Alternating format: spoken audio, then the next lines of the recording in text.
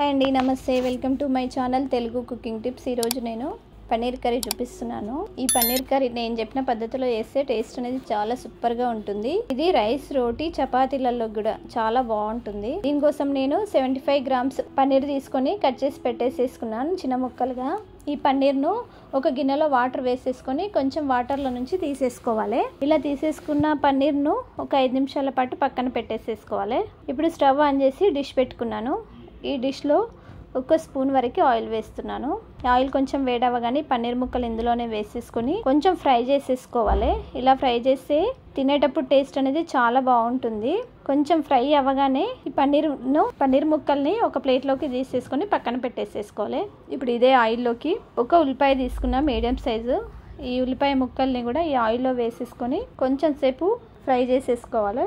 ఇలా కొంచెం సేపు ఫ్రై అవ్వగానే ఇందులోనే నేను 3 టమాటాలు కట్ చేసి పెట్టేసేసుకున్నాను. ఈ టమాటా ముక్కల్ని కూడా ఇదే ఆయిల్లో వేసేసుకొని కొంచెం పచ్చివాసన పోయేంత వరకు ఫ్రై చేసేసుకోవాలి. ఇందులోనే నేను ఒక 5-6 వరకు కాజు వేస్తున్నానండి. ఈ కాజు వేయడం వల్ల పన్నీర్ కర్రీ అనేది మంచి టేస్ట్ వస్తుంది. అందుకనేసి నేను 5-6 కాజులు వేస్తున్నాను. ఈ కాజులు వేసుకున్న తర్వాత ఇంకొక 2 నిమిషాల పాటు ఉడికించేసేసుకోవాలి.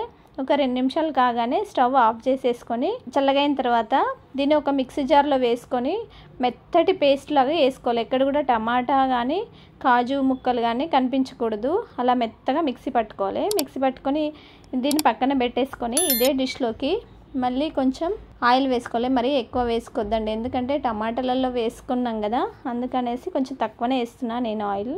ఇందులోనే 1 బిర్యానీ ఆకు, అలాగే 2 లవంగాలు, కొంచెం దాల్చిన చెక్క, 1 ఇలాచి, ఇవన్నీ కూడా వేసుకున్నాను.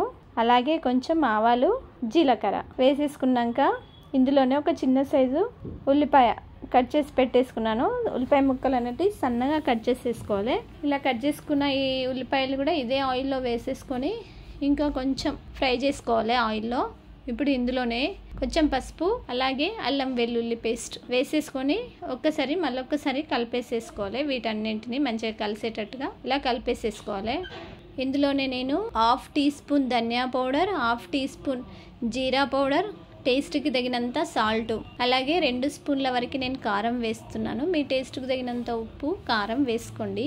దీన్ని మళ్ళొకసారి మంచిగా కలిపేసుకోవాలి. ఇవన్నీ కలిసేటట్టుగా ఒకసారి కలుపుకోవాలి. కారం నేను కొంచెం తక్కువ వేస్తున్నాను, ఎందుకంటే గరం మసాలా వేస్తాం కదా, కొంచెం ఘాటు ఎక్కువ అవుతుంది అనేసి నేను కొంచెమే వేసుకున్నాను. ఇందులో గరం మసాలా వేసేసుకొని ఇప్పుడు మిక్సీ పట్టి పెట్టుకున్న టమాటా ప్యూరీని కూడా ఇందులోనే వేసేసుకోవాలి. అలాగే ఇదే జార్లో కొంచెం వాటర్ వేసేసుకొని ఆ వాటర్ కూడా ఇందులో వేసేసుకోవాలి. వేసుకున్న తర్వాత వీటన్నింటినీ మళ్ళీ ఒకసారి మంచిగా కలిపేసేసుకోవాలి. ఇదంతా కూడా కలిసేటట్టుగా కలిపేసేసుకోవాలి. కలిపేసేసుకొని దీన్ని ఒక 2 నిమిషాల పాటు ఉడికించేసేసుకోవాలి. ఇది కొంచెం దగ్గరికి రాగానే ఇందులో కొంచెం వాటర్ వేస్తున్నాను. నేను ఒక 1/2 గ్లాస్ వరకు వాటర్ తీసుకుంటున్నాను. ఈ వాటర్ వేసి ఒక 5 నిమిషాలు మళ్ళీ ఉడికించుకోవాలి. ఇలా ఒక 5 నిమిషాలు ఉడికిన తర్వాత ఇందులోనే ఫ్రై చేసి పెట్టేసేసుకున్న పన్నీర్ ముక్కలు కూడా వేసేసుకోవాలి. పన్నీర్ ముక్కలు వేసేసుకొని ఇంకా కొంచెం సేపు ఉడికించుకుంటే ఇందులో ఉన్న మసాలా అంతా కూడా ఈ పన్నీర్ ముక్కలకి పడుతుంది మసాలా అంతా కూడా. అందుకనేసి కొంచెం సేపు ఉడికించేసేసుకోవాలి. ఇలా కొంచెం దగ్గరికి వచ్చేంత వరకు అలాగే ఉంచేసేసుకోవాలి.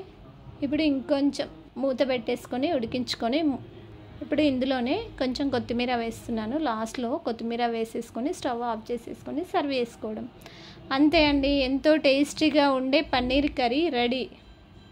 మీరు కూడా నేను చెప్పిన పద్ధతిలో ఒక్కసారి ట్రై చేయండి.